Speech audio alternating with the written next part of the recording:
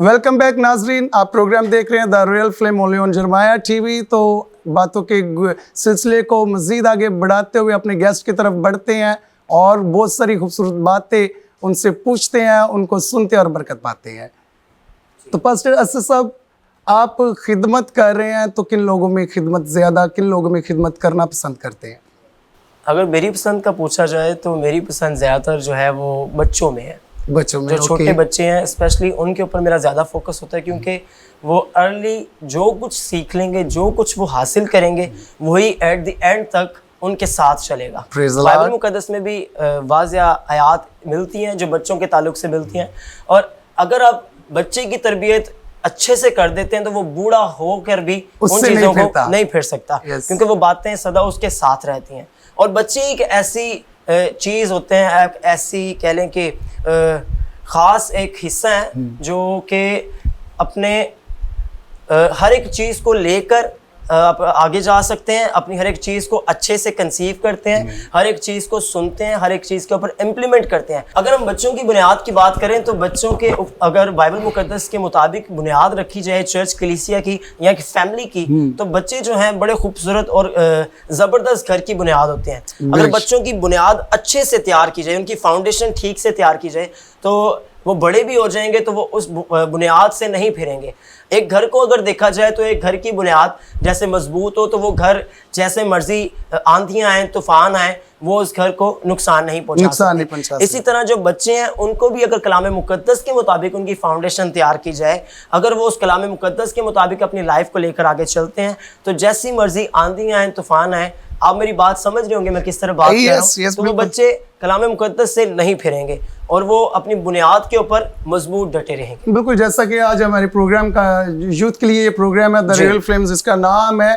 और अगर हम शुरू ही से उनकी बुनियाद कलाम के वसीला से करते हैं, कलाम उनकी बुनियाद बनता है, तो वो जवानी के अयाम में यकीनन खुदा के साथ जुड़े रहेंगे, वो कहीं और नहीं जाएंगे। जी बिल्कुल, बड़ी खूबसूरत आपने बात की, आप बच्चों में खिदमत करना पसंद करते हैं। तो आपने बताया कि आप मैरिड भी हैं, तो आप फुल टाइम खिदमत कर रहे हैं या जॉब भी साथ कर रहे हैं? जी, मैं मैरिड भी हूँ, मैं जॉब भी कर रहा हूँ और अपनी फैमिली को भी रन कर रहा हूँ, साथ चर्च को भी देख रहा हूँ।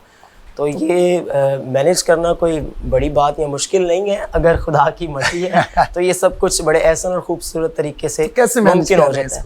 मैं अगर इसकी बात करूँ तो इफेक्टिवली यूटिलाइजेशन, अगर अपने टाइम को मौसर तरीके से इस्तेमाल में लाया जाए तो मेरा ख्याल है कि आप अपने दिन को बड़े अच्छे से मैनेज कर सकते हैं। आज हम करते क्या है, हम ज़्यादातर जो है अपने टाइम को मैनेज नहीं कर पाते। हम जिस चीज़ का टाइम है उसको छोड़कर किसी और काम को उस काम में उस टाइम में कर रहे होते हैं। इस वजह से हमारा जो डे है वो सारे का सारा डिस्टर्ब हो जाता है, वो ख़राब हो जाता है। अगर आप मेरी बात करें तो मैं चर्च का टाइम चर्च को देता हूँ, फैमिली का टाइम फैमिली को देता हूँ, जॉब का टाइम जॉब को देता हूँ। हाँ, उनमें से अगर मुझे कुछ टाइम उस तरह का मिले तो फिर मैं दूसरा काम उस टाइम में मैनेज कर लेता हूँ। हर एक चीज़ का गोल होना चाहिए, क्योंकि विदाउट गोल हम खाली हैं। बाइबल मुकद्दस में भी लिखा है जहाँ रोया नहीं वहाँ लोग बेकैद हो जाते हैं। तो रोया का होना, प्लान का होना नहायत अहम और ज़रूरी है। अगर यीशु मसीह को, the most popular personality in the Bible, Jesus Christ को देखा जाए तो उन्होंने क्या किया, अपने टाइम को जो है स्केड्यूल्ड किया। 3.5 साल के अंदर जो जिम्मेदारियां, जो नबूवतें या जो काम उनके सुपुर्द किए गए थे, उन सारे कामों को क्या किया उन्होंने, अपने वक्त को यूटिलाइज किया। उन 3.5 साल के अंदर हर एक चीज़ को उन्होंने पूरा किया, ना कि अधूरा किया। जब उन्होंने कामों को पूरा किया तो उन्होंने कहा तमाम हुआ। जिस तरह हम अपने गोल्स को सेट करें, डे को सेट करें, हर एक टाइम को अपने मुताबिक अगर किया जाए तो जिस काम को कंप्लीट करें उसको टिक करें, इट इज फिनिश्ड, कि ये हमारा काम कंप्लीट हो चुका है, इट इज डन। तो यीशु मसीह ने भी इस काम को पूरा किया। बाकी भी अंबिया इकराम को बाइबल मुकद्दस में देखें तो उन्होंने अपने अपने वक्त में हर एक चीज़ को मैनेज किया, अपने अपने वक्त में हर एक स्केड्यूल को सेट किया था और उसके मुताबिक काम किया। आज हम क्या करते हैं, हमारे यंगस्टर्स बहुत से कामों को करना शुरू तो कर देते हैं लेकिन वो बीच में छोड़ देते हैं, उनसे मैनेज नहीं हो पाता। वजह क्या है कि हम काम आगाज तो करना चाहते हैं लेकिन उसका इख्तिताम जो है वो हमारी समझ से बाहर हो जाता है। वजह क्या है, स्केड्यूल्ड नहीं है। बिल्कुल, और इसके पीछे मैं भी एक और भी वजह बयान करना चाहता हूँ कि खुदावंद हमारा तरतीब का खुदा है। एग्जैक्टली। और जिसके साथ खुदा रहता है उसके काम खुदा खुद ब खुद तरतीब में ले आता है। एग्जैक्टली। तो सबसे बड़ी वजह ये भी है आज नौजवानों की जिंदगी में जो काम उनका टाइम जो अच्छे से इस्तेमाल नहीं हो रहा, क्योंकि खुदा उनके साथ नहीं है और खुदा ये चाहता है कि खुदा उनके साथ रहे, उनके काम को बेहतरीन तरतीब दे। तो पास साहब बड़ा जबरदस्त आपने इसका जवाब दिया कि आप किस तरह से इसको आगे लेकर जी please please sure sure sir.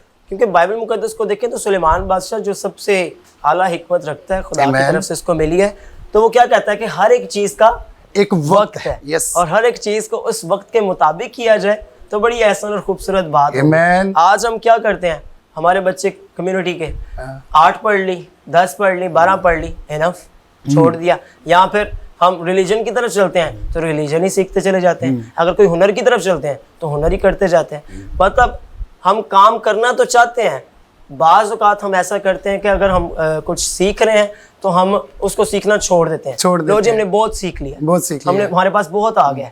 जबकि मेरे सर जो है जहाँ से मैंने तालीम हासिल की, उन्होंने मुझसे कहा कि सीखना खत्म तो जीतना खत्म। जीतना खत्म। अगर जीतना चाहते हैं, विक्ट्रीज लेना चाहते हैं तो सबसे पहले आपको सीखना होगा। सीखने का जो ये अमल है इसको जारी रखना पड़ेगा। एग्जैक्टली। जब हम फुल स्टॉप लगा देते तो उसके बाद हमारी वो लिमिट खत्म हो जाती है। लिमिट खत्म हो जाती है। तो हमें कभी भी अपनी जिंदगी में फुल स्टॉप नहीं लगाना। बड़ी खूबसूरत बात हमने पास्टर असद साहब से जो है वो सुन रहे हैं कि अपनी जिंदगी में सीखने के अमल को कभी मत रोकिएगा, कभी उस्ताद मत बनिएगा, हमेशा सीखने की रूह स्पिरिट अपने अंदर रखिएगा ताकि आप जो है वो खुदावंद यीशु मसीह में भी बढ़ते जाएं। अगर दुनियावी तौर पर भी आप कुछ काम सीख रहे हैं, कुछ हुनर अपने अंदर ले रहे हैं तो उसको भी आप कंटिन्यू रखें ताकि वो सीखने का जो अमल है वो आपकी ज़िंदगी में जारी रहे और आप तरक्कियों और कामरानी और सरफराजियों को हासिल करते रहे। आज आप हमारी नौजवान नस्ल को, यूथ को क्या पैगाम देना चाहते हैं? जी, आज मैं अपनी नौजवान कम्युनिटी को, ख़ास तौर पर जो मसीही बेटे बेटियां हैं स्पेशली, उनको फोकस करना चाहता हूं और उनको बताना चाहता हूं कि मैं जबकि लाइब्रेरी में जॉब करता हूं तो उस जॉब में मैंने ज़्यादातर जो है अपने, अगर 300 वहाँ पर स्टूडेंट मौजूद हैं तो उनमें से 5 स्टूडेंट जो हैं वो सिर्फ क्रिश्चियंस बच्चे होते हैं, बाकी 295 स्टूडेंट्स कौन से हैं? Other religions. इसका मतलब है कि हमारी मसीही कौम जो है, मसीही कौम के बच्चे जो हैं वो पढ़ने लिखने की तरफ बहुत कम है। अब जहाँ पर मैं मतलब जॉब करता हूँ वहाँ CSPs तैयार होते हैं, वहाँ पर लाइब्रेरी के अंदर CSS की कॉम्पिटिटिव एग्ज़ाम जो है वहाँ पे तैयारी हो रही होती है, प्रिपरेशन चल रही होती है। तो वहाँ पर जो क्रिश्चियन कम्युनिटी के लोग हैं वो बहुत कम पाए जाते हैं। तो जब मैं वहाँ से क्वेश्चन पूछता हूँ तो वो मुझे कहते हैं कि अक्सर औकात क्या होता है, पंजाब के अंदर जो मिनॉरिटी कोटा जो है वो अक्सर खाली जाता है, मतलब क्रिश्चियंस जो हैं वो इसको क्वालिफाई नहीं कर पाते। तो मेरी ये समझ से बाहर बात है कि क्यों ऐसा क्यों है कि जबकि क्रिश्चियंस को बड़ी रिस्पेक्ट मिली हुई है, क्रिश्चियंस को खुदा ने बड़ी इज्जत दी हुई है, बड़ी ब्लेसिंग्स दी हुई हैं, तो क्यों हम जो है अपना पढ़ाई की तरफ जो है फोकस हमारा हटता चला जा रहा है। अगर हम स्टडी को कंटिन्यू रखेंगे, अगर एजुकेशन लेवल को अपने को और ज़्यादा बेहतर बनाएंगे, ना कि 8, 10, 12, 14 बल्कि इससे आगे लेकर जाएंगे, तो मुझे लगता है कि हम खुदा से आसमानी बरकतों को भी हासिल कर सकते हैं और ज़मीनी बरकतों को भी हासिल कर सकते हैं। तो मेरी आज सबसे यही रिक्वेस्ट है कि आप अपना जो है फोकस अपने आप को तालीम की तरफ लेकर आएँ। कहीं ऐसा ना हो कि इस रियल फ्लेम के ज़रिए से, आज इस मैसेज के ज़रिए से कहीं आप वो वाले तो नहीं कोयले बने हुए जो दहकते कोयलों में से निकाल कर साइड पर रख दिया गया। मैं चाहता हूँ कि उस कोयले को वापस उसी दहकते हुए कोयलों में आना चाहिए, क्योंकि जब वो वापस उनमें आएगा तो वो भी दहकना शुरू हो जाएगा और उससे क्या होगा, आपकी रोशनी, आपकी आग हर जगह फैलेगी, हर जगह जाएगी। इससे मसीह यीशु की खुदावंद यीशु को जलाल मिलेगा, मसीह यीशु की तमजीद होगी और आप भी अपने घर के बेहतर और ऐसा तरीके से इंतजामात करने वाले बन जाएंगे। तो आज का मेरा सिर्फ यही मैसेज था कि अपने आप को तालीम की तरफ लेकर आएँ। सीखना ख़त्म तो जीतना ख़त्म, सीखते जाएं और बढ़ते चले जाएं। Learn, educate and change attitude. अपने रवैये बदलें और भी हम्बल्ड हो जाएं। अगर चाहते हैं कि काइंडनेस आपकी ज़िंदगी का हिस्सा हो तो आपके साथ भी काइंडनेस ही की जाएगी, क्योंकि अगर आप काइंडनेस का मुजाहरा पेश करेंगे तो खुदा भी आपके साथ हमदर्दी का मुजाहरा पेश करेगा। खुदा आपको बरकत दे। आमीन। मैं ज़रूर इस पैगाम के साथ एक और बात को ऐड करना चाहूँगा कि कलाम कहता है कि मेहनती के हाथ जो है उसे कंगाल नहीं रहने देते, सुस्ता हाथ जो है उसे कंगाल बना देते हैं। तो आपको मेहनत करनी है, depend on God, focus on your work, focus on your study. आपको अपना गोल सेट करना है और उस पर काम करना है ताकि आप बेहतरीन जो है वो रियल फ्लेम बन सके। तो हम इन बातों से हमने बरकत पाई, हम शुक्रगुजार हैं अपने प्यारे भाई के, पास्टर असद साहब के, आपके हम शुक्रगुजार हैं जी। आपने अपने कीमती टाइम में से अपना टाइम निकाला और आप हमारे प्रोग्राम पे आए हम बेहद खुदावंद की भी शुक्रगुजारी करते हैं कि खुदावंद ने आज भी ऐसे अपने नौजवानों को अपने कलाम के लिए रखा हुआ है। तो मिलते हैं एक नए प्रोग्राम में एक नए गेस्ट के साथ। देखते रहिएगा program the real flame only on जरमाया TV. God bless you all.